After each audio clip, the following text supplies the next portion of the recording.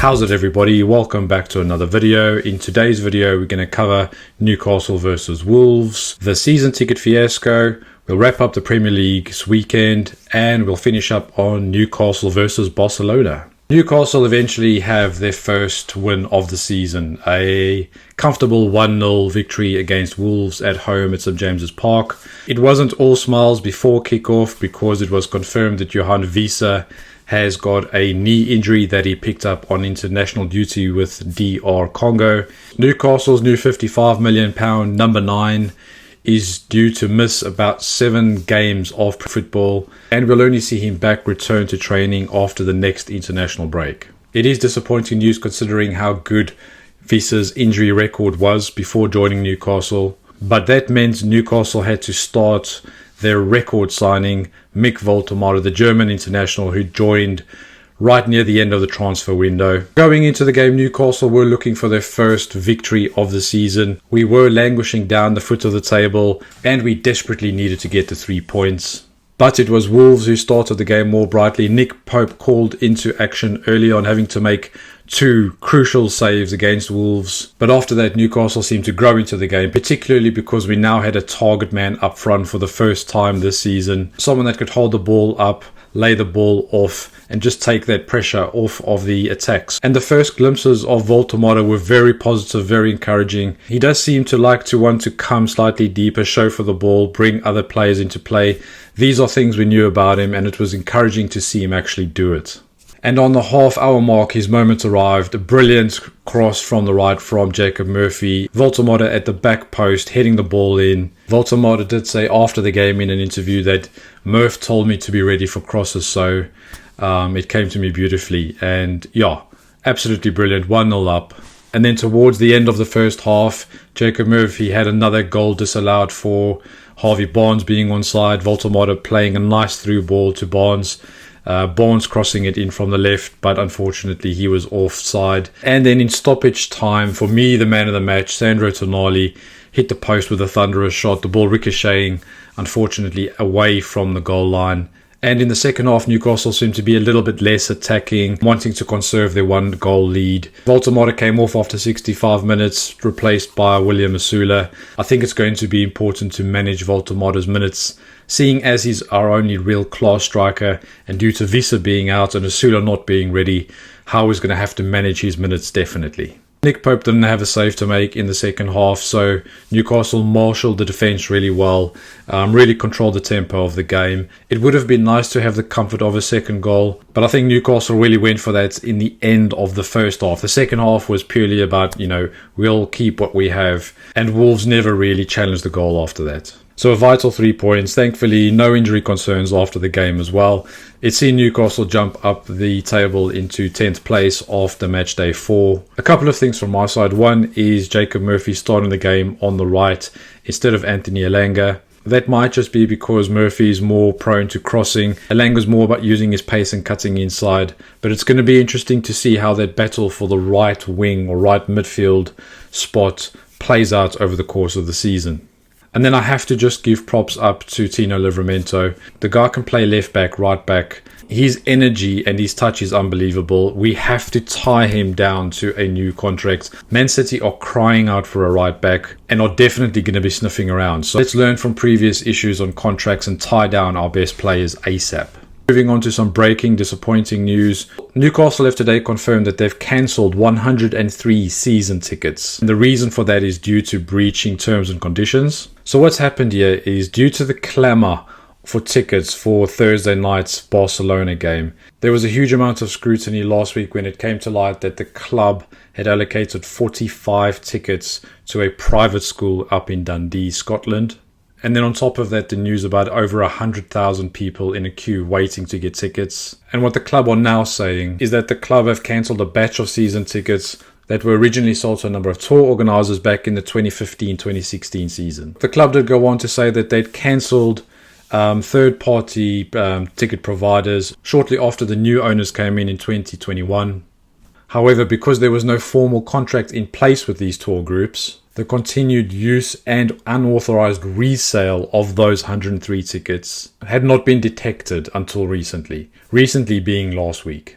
The club has confirmed that they themselves hadn't received any additional funding. It's purely those people who were selling the tickets as a third party on for private tours, and that these 103 tickets have gone back into sale for supporters who have entered the official ballot for any upcoming fixtures. So what do we think about this? At a time when Newcastle's stock is on the rise, fans are clamoring in to come and see the boys play. I mean, this is good and bad news. This has been happening for almost 10 years. The club have eventually found out about it and have put a stop to it, and those tickets have gone back into the ballot. This should not be happening at all, irregardless of what our current stadium capacity is or what our future stadium capacities is going to be. This type of auditing of tickets needs to be more thorough, and I think the club are trying to look at it. They've dealt with this issue very swiftly. Let's do a quick roundup of other notable Premier League results this weekend. It was the fourth round of games. It all kicked off with Arsenal versus Nottingham Forest on Saturday lunchtime. On the Arsenal side of things, Noni Madueke carrying on that good form that he showed for England in the international break. He is deputising instead of Bukayo Saka, and it's absolutely fantastic that Arsenal have got some healthy competition on the right wing. But I do wonder if the story here is a little bit more about Nottingham Forest. They lost badly at home 3-0 just before the international break. Obviously, Nuno Espirito Santo was sacked from Nottingham Forest. They've brought in Ange Postecoglou, the previous Spurs manager. And 2 3-0 defeats in a row just makes me a little bit worried about Nottingham Forest. We know how poorly Ange Postecoglou did with Spurs last season in the league. But in the Cups, they managed to go on and actually win the Europa League. But the way Nottingham Forest used to play on the counter-attack is very, very different to the way Ange plays. So I do wonder if this change so early after 3 games is really going to hinder Nottingham Forest this season. Bournemouth versus Brighton, a battle of the South Coast.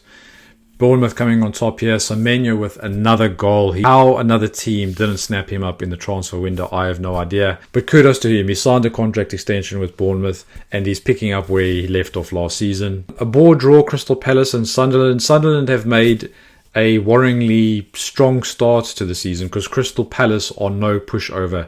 We know how well they finished towards the end of last season. Obviously, Eze is going to be a massive miss for them this season, but I think Sunderland will be the happier of the two, picking up a point away from home. Everton and Aston Villa, Jack Grealish going back to his old club. The story here is more about Aston Villa. They are the only club yet to score a Premier League goal after 4 games this season. They are languishing down in 19th place already, and you just feel things are not really fitting really well. And you just feel the PSR issues with Unai Emery and not being able to bring as many players in is still wrangling around the club a little bit. I think when they had Rashford and Marco Asensio last season, there was a very big kind of positive attacking vibe about Villa. They seem to be a little bit downtrodden at the moment and just a little bit worried about where they're going to get their goals. Fulham versus Leeds, a very cagey affair at Craven Cottage. They did get the victory due to a 94th minute winner. I did predict Fulham to go down this season, but Marco Silva continues to do a great job for them. Obviously, we've already spoke about Newcastle beating Wolves 1-0.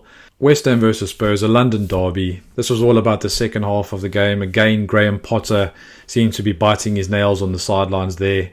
Very surprising they beat Nottingham Forest 3-0 just before the international break. But to lose 3-0 at home and get a red card against your London rivals, I do worry about Graham Potter. He's going to need some results soon. The Brentford-Chelsea game for me was the game of the weekend. Shada opened the scoring for the Bees in the first half. An unbelievable cross-field ball and assist from Jordan Henderson at the ripe old age of 35. In the second half, Cole Palmer came on off the bench and scored within 5 minutes, and then Caicedo got the goal after 85 minutes, and Chelsea fans must have thought, well, we've got all 3 points here. But Fabio Carvalho with an unbelievable stoppage time equaliser, and it was Brentford walking away with smiles on their faces. I do worry about Chelsea's defence a little bit. I think they've got unbelievable wingers, strikers, midfielders, but their back four just seems to be a little bit creaky and all over the place. I wonder if that will end up costing them this season. Heading into Sunday, Burnley versus Liverpool. The big news was that Alexander Isak was not in the matchday squad at all. Arne Slot did say afterwards that it was due to fitness concerns and that he needs more minutes on the training pitch before throwing him into the big time. But with Ekitike, Vert, Salah and Cody Gakpo and Szoboszlai and McAllister, you would have thought Liverpool had way enough in the tank to see Burnley. Burnley was so unlucky. They gave away a penalty in the 95th minute, an absolute insane handball. Just a bit of a reaction. Absolutely so gutted for Burnley. They massively deserve to walk away with at least a point in this game. But a big story here is about Liverpool getting late winners. I mean, this is very much like Ferguson's United back in the noughties. But I also think it's a very different Liverpool to Klopp's Liverpool, who used to just go and bang, blow teams away. Once they had 2 goals, they went for the 3rd goal and the 4th goal, and it was absolutely 100 miles an hour.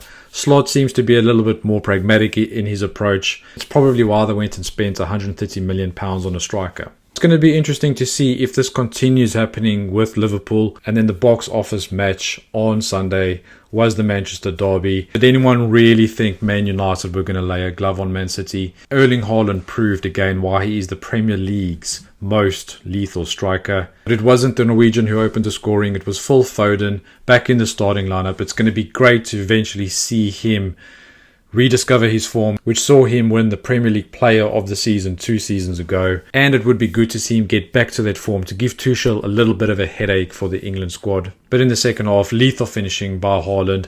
A lot of the criticism has come on the defence of Man United, and obviously this 3 at the back that Amarin seems to want to stick to. I don't know how many more times he's going to get asked after the game about his formation. The guy is not going to change. He said it 1,000 times. That being said, it is Man United's worst starter campaign since the 1992-1993 season. How much longer will the board stay patient with him? Let's see.